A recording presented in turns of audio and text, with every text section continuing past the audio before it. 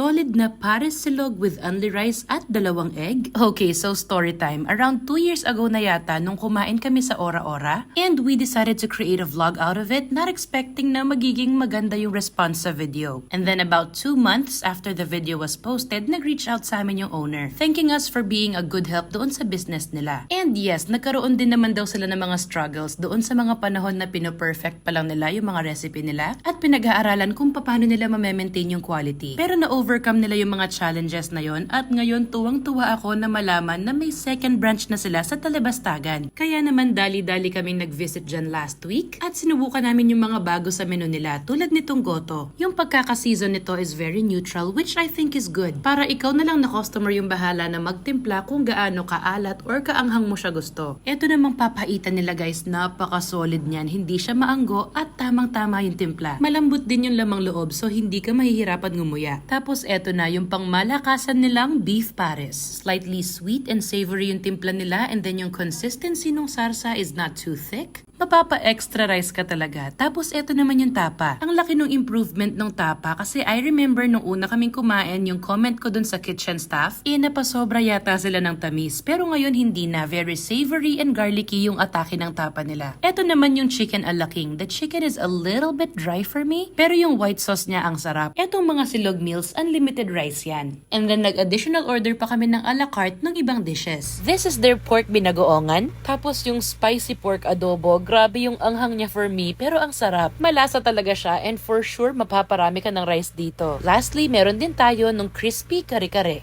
And then sa drinks, syempre o-orderin natin yung magic water inspired by the viral vendor from Divisoria. Open nga pala sila 24 hours, kaya anytime na meron kang silog cravings, pwedeng-pwede kang pumunta dito sa Ora Ora.